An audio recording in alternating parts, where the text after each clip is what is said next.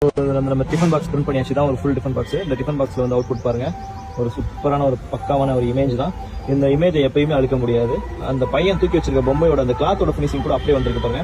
So இந்த machine வந்து பாத்தீங்கன்னா லேசர் ஃபைபர் மெஷின்னாலும் நம்ம சப்ளை பண்றோம். அது இல்லாம உங்களுக்கு பிரிண்டிங் சப்போர்ட் வேணாலும் நாங்கள் பண்றோம், இல்ல எங்களுக்கு ரெடி பண்ணி தாங்கன்னு சொன்னாலும் நாங்கள் ரெடி பண்ணி தருவோம். எல்லாமே ஓன் மேனுஃபேக்சரிங் தான். தேவைப்படுறோம் சாரை வச்சு கனெக்ட் பண்ணுவோம். தேங்க்யூ.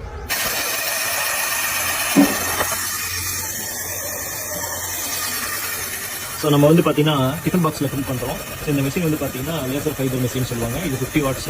ஸோ இந்த மெஷின் வந்து நம்ம சப்ளை பண்ணுறோம். ஸோ இந்த மெஷினை பற்றி தெரிஞ்சுக்கணும் நினைக்கிறவங்க சாரை வச்சு கனெக்ட் பண்ணுங்க. ஸோ இது பிரிண்ட் பண்ணதுக்கப்புறம் அவுட்புட் எப்படி இருக்குன்னு பாருங்க.